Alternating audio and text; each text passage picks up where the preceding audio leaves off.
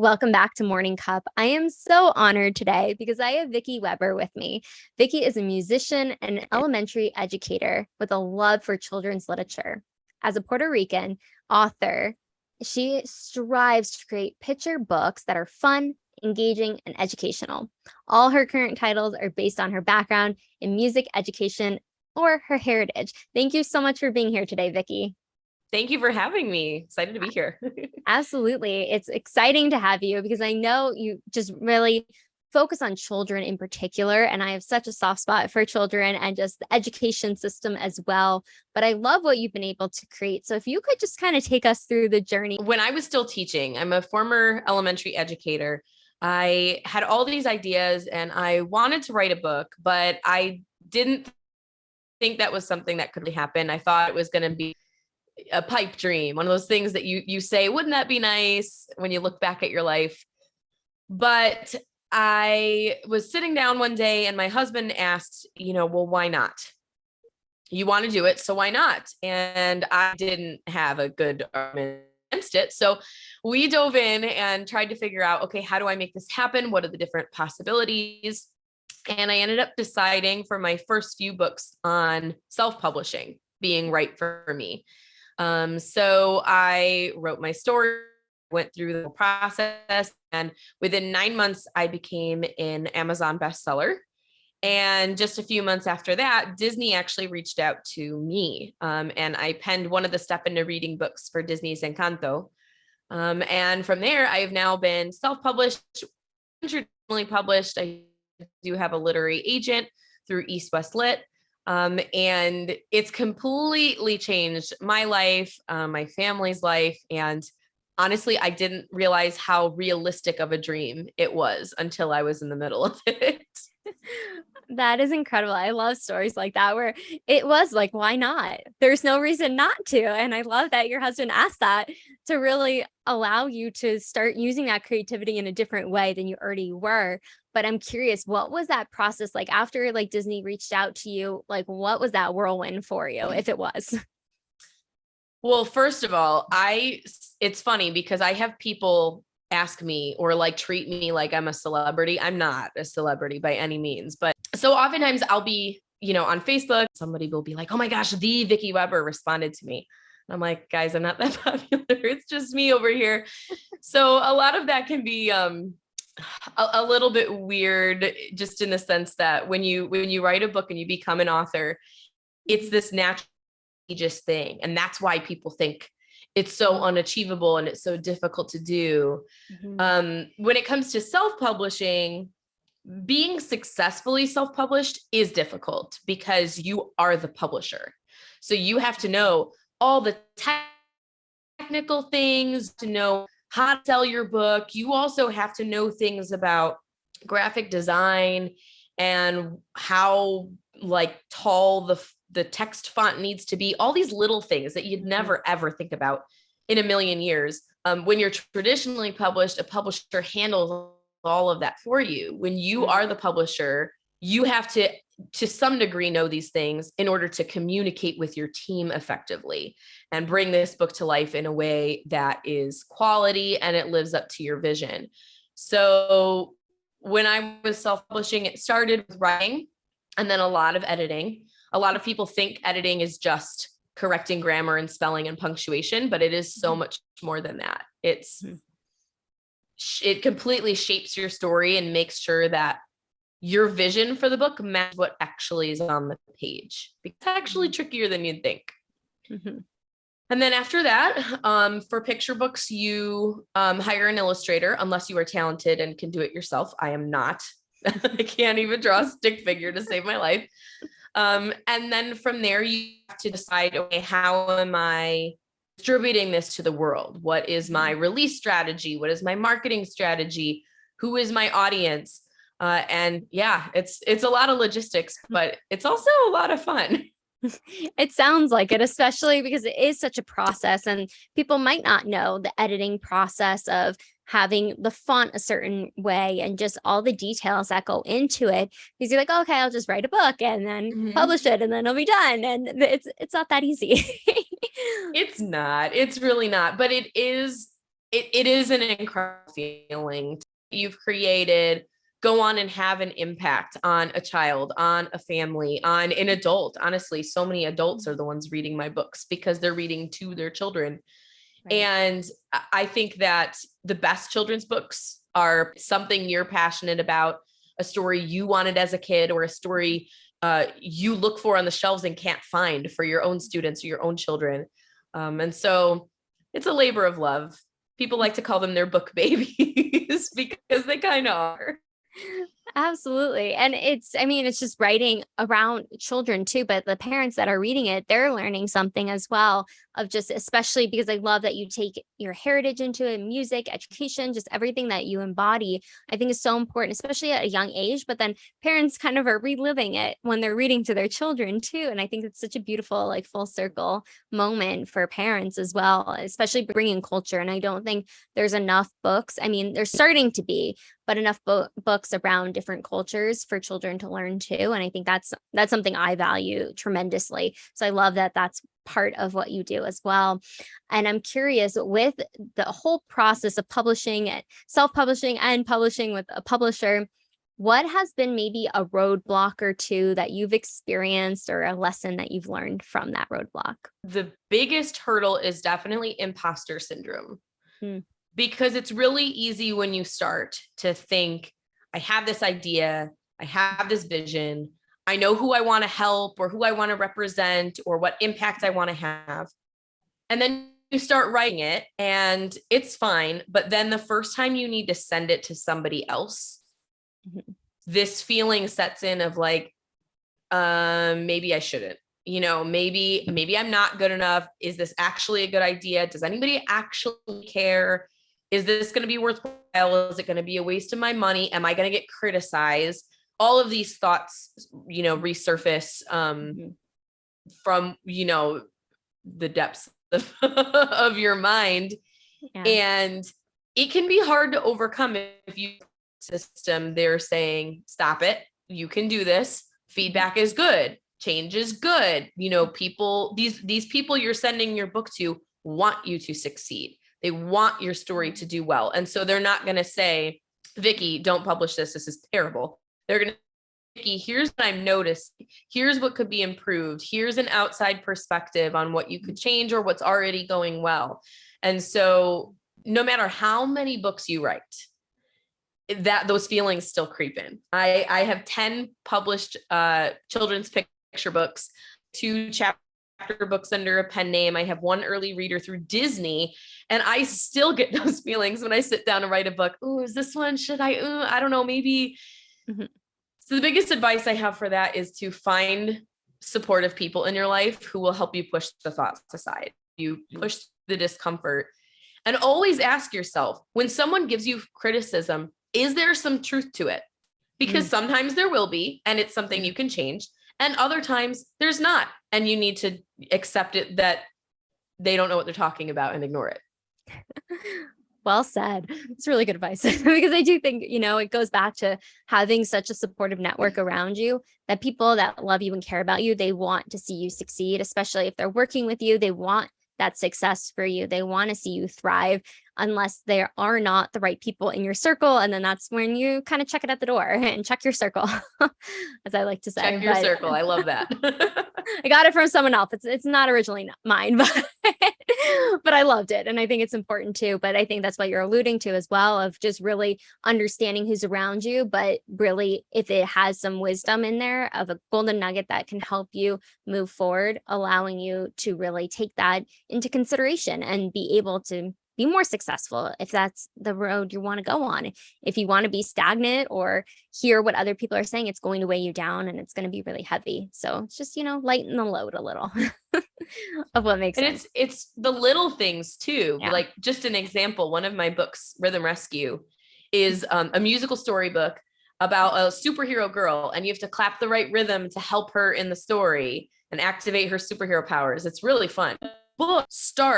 Originally it started on Downbeat Street, because in music, the downbeat is where a song starts. And so in the book, Downbeat Street's where the book started. And I thought I was so clever. I'm like, look at me. I got this figured out.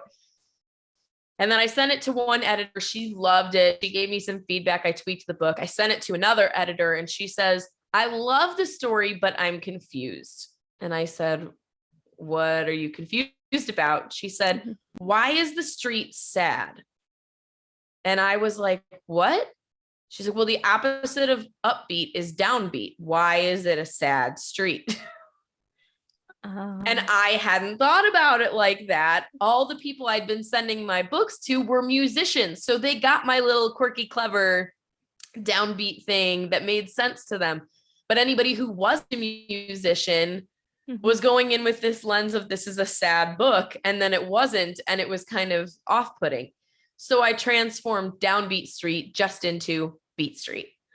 So that's a little bit more, not inclusive, but a little bit more streamlined, I guess, without taking away from the rest of the book. So it doesn't have to be the big things in your book. You don't have to toss a whole character or toss a whole storyline. It's the details and the layers and the little things sometimes that make a book really shine. Ooh, I appreciate that. I think too, because I mean, I'm not a musician. I do know a little bit about music, but I'm no expert. I'm not even like, I don't know, I'm beginner. But I do think too, it's sometimes you need somebody that has no idea your industry or anything looking at it so it can resonate with the general population or anything like that. But I love that story. And it's very humbling too, just hearing that, knowing, okay, well, nobody is perfect, but hearing it from a different perspective, it can really, like you said, help your book shine. And those small parts really can be huge and we don't even realize it as well. So I appreciate that story so much. And with your journey, what has been maybe a testimonial or somebody reaching out or review that you've received from any of your numerous books? Because I know you've written a lot. But if you have a little story you could share with us today. I have a lot that I could say about, other big names in the industry who've said things about my books, but my favorite instance is a teacher who reached out to me. I think that was probably my favorite kind of testimonial experience that I received from someone, from a stranger. Just because there are so many kids out there who don't like to read, or they don't like music, or they don't know how to make connections between what they do like and what they don't to make things more enjoyable. And so I think that was just such a powerful moment for that boy. And I was over the moon that, my story was just a spark of inspiration for him. Oh, that it's amazing what like one thing can really lead to. And I think it's so important, especially coming from a family of educators myself, like being around incredible teachers, but having a book that really lights a child up where they get it, they understand, they connect with it. And whether it's music or not liking something, especially reading, like I know I didn't like reading when I was younger. Now I love it. I'm obsessed. But it's also for the student, like the way the words on the pages and the activity that the teacher, all it came like married together of what made sense for this little boy and him to be open to it and really like take on that and have that superpower of dump trucks, like out of all things. But I love that where it was able to really connect with it. And that's a testament to your writing and to this teacher too, but that collaboration of amazing work that you're doing, that you're getting kids involved without being directly there, but indirectly, and having that change for them. I think that's so important and key, especially children. I mean, because when they learn it when they're young, it helps them when they get older. I didn't go into writing think I'm going to make a child who doesn't like music love music via dump trucks. Like that's not the thought process that was there. It was just, it was just, I want to inspire, whatever that means, whatever shape that takes. I want to educate that takes for these different kids, because I don't know about you, but reading is an experience for me. And so the experience I have reading one book is going to be different than the next. And it's going to be different from person to person too. Not everybody likes every story, and that's okay. Not everybody has the same sentimental feelings or experiences with every book. And so the more literature we have out there that is diverse and that, covers a wide variety of topics and children and experiences, the more people have access to those magical moments. That's what it's about. And I have to ask, because I know you were an educator previously in elementary school. What, after you had that conversation with your husband of just like, okay, well, why not do it? Was it completely overnight where you stopped teaching and focused on your writing? Or was there like, what was that journey like for you? I originally did it just not even really as a side gig. I treated it more like a side gig, but the goal wasn't money. The goal was I wanted to do this. This was a dream of mine. I was fortunate enough that it turned into a side gig very quickly. And, it made me steady income on the side, doing fairly little. Obviously, I was still doing things, but it wasn't a full-time job. But then I was published just a couple months before COVID hit. And so COVID hit and education, was a hot mess that year. I had a lot of time to dedicate to writing just because I wasn't commuting anymore. We didn't have as many meetings. But then the next school year came around, and that was difficult because we tried having a normal school year, and it was very touch and go. We were full virtual, then we're partial person, then we're, so we were back and forth, constantly shifting and changing. And it was a lot. It was a lot on every teacher. But there wasn't really an end in sight. And at that point, I learned I was pregnant with my daughter, and my books were doing well, very well. And when that school year ended, I had her in April. So I was on maternity leave for the end of the school year. I decided to give it a shot and take a leap of faith and go full time with my books, because I felt that that's what was best for me, for my family, for being able to, not work 60-hour weeks plus. And so it did start as just something I did on the side, and it is absolutely possible to do it while laying down a full-time job. It just wasn't the right path for me in the end. I appreciate your transparency. And just even going through that journey and having your daughter, what has motherhood and being an author been like for you? Positive craziness, positive chaos. Like, what's a term for that? She loves reading. So much, to the point where we have to hide certain books from her because she'll want to read them for hours on end, and they're like 5 pages long, so it's not deep, or you get to a point where, okay, can we pick a different book? No, we want this book. So I'm always thrilled about that. She's definitely my best book teller. I have a book like tested out on her. She's a year and a half years old. A year and a half. Yeah. So her attention span is really short, but I feel like that's a good challenge. Yeah. I generally think it's been incredible because I've had more time with her, and my work is something I can do with her and experience with her. And that's not really how most careers work. So it's definitely unique and special, I think. Yes, it's very special. And that's what I was just thinking too. Like, she's your perfect research market. You can test it out all day, every day. She's bored, reworking. It's perfect. It works out really well. But I love how unique it is, because you really don't. A lot of different entrepreneurs might not be able to test it on their children or anything like that. But I love that it's almost this very special relationship you can have too, being home, but also reading to her, because words mean so much. They matter and they hold weight, but having something so magical too with the books that you do create and just the storylines, I think it's really important that we have that. And I'm so glad that you're on today to share about that as well. And I'm curious, what has been maybe 2 or 3 things that you wish you would have known when you started this journey that you know now? Ooh, that's tough, because there's a laundry list of things I wish I would have known. It is.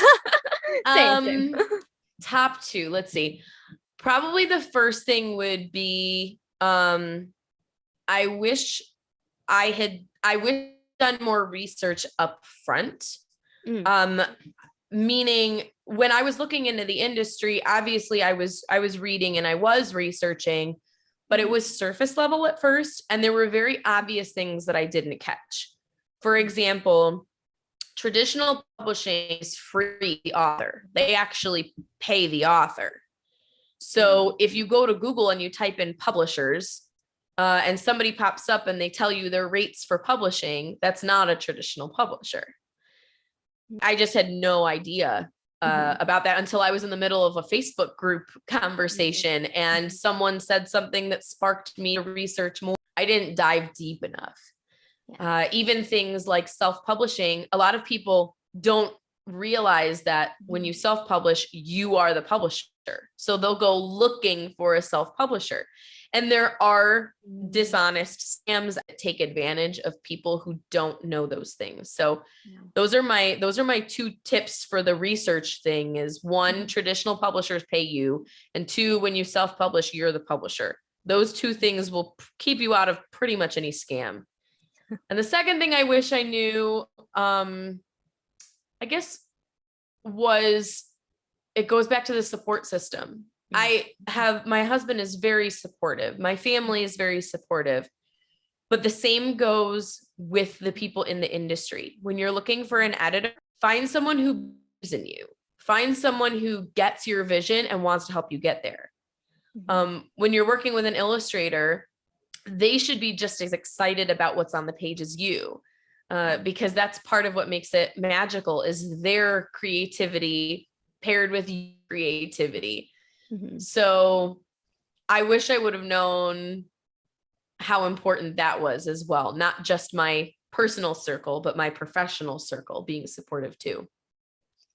That is enormous when we have that support, whether it's personal, professional, just finding those people that are in our circle that are really going to elevate us, uplift us, be honest with us as well. But the negativity or the naysayers or just really bringing us down, we don't want to have those in our space because it's not going to really help in any capacity except bring us down. And nobody wants that. But I appreciate you saying that too. And I think it's important. That support system, professionally and personally, is so key. And I have been having such an amazing conversation with you, Vicky, but we're going to jump into the rapid fire questions if you're ready for them. Okay. So the first question is, what motivates you to work smarter? Having a child, because she takes up a lot of time. It sounds about right. From what I hear. I'm not a mom yet, but. And if you were a superhero, what would be your power or powers? Ooh, well, if I had to be a superhero, I would totally be Tala from Rhythm Rescue, music. But if it wasn't that, then say invisibility, just because then I could sneak away to nap when I need. It would be uninterrupted. Yes, uninterrupted, actually getting in a nap. Naps are the best when we can get them. What is the phone app that you use the most? Definitely Facebook, although Instagram is starting to creep up there because I'm a little bit addicted to reels. They're so fun. It's like a wormhole. It is. Once you start, you're like, oh, I like this sound. Oh, this is cool. Yeah. It gets the creative juices flowing, I think. 2 hours later, oh, I didn't eat lunch. It's time. I love it. Love the honesty. And what is the last book that you've listened to or read? Let me think. It's been Brown Bear. Brown Bear. What do you see? That's one of the ones we have to hide occasionally. We do own 3 copies, which makes that difficult.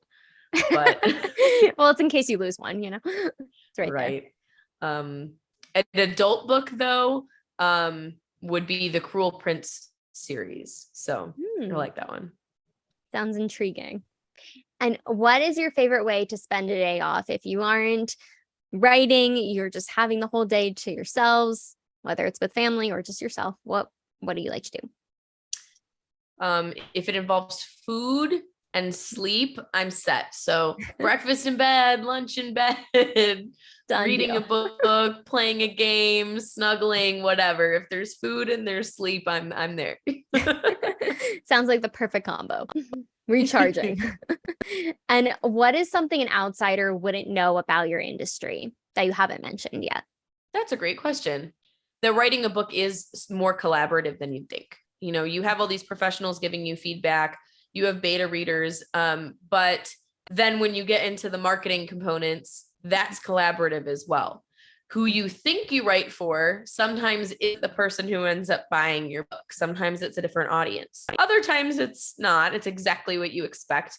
But there's a constant learning curve, and you never really know until you put yourself out there, what the results will be, who will like it, who will share it, where most of your sales will come from, where most of your reviews will come from. You don't know until you put yourself out there. And sometimes learning what works best is more collaborative than you think. Well said. I like that. But I've totally enjoyed this conversation. Where can people find you, find your books? We're going to link everything below, but if you could let us know too. Yeah, so my books are available on Amazon, Barnes & Noble, or wherever books are sold. If you just type in my name, Vicky Weber, they will pop up. There's a lot of them. You can take your pick. I'm also a author and publishing coach. So if you have ever wanted to write a book yourself and don't know where to start, check out my website, athomeauthor.com. There's lots of YouTube videos, blog posts, coaching courses, lots of information out there to help you get your book out there as well. Awesome. Well, if you're looking to be an author, you just found the perfect person.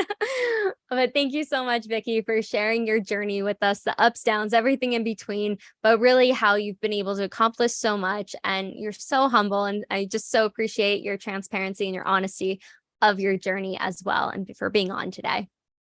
Thank you so much for having me. Absolutely. Make sure to like, subscribe, comment below. What was the biggest takeaway from Vicky? What did you learn? She said so many amazing things for you to really write down too. If you want to go back and watch it again, to write those down, but leave the comments so she can see it as well. And we will see you on the next video.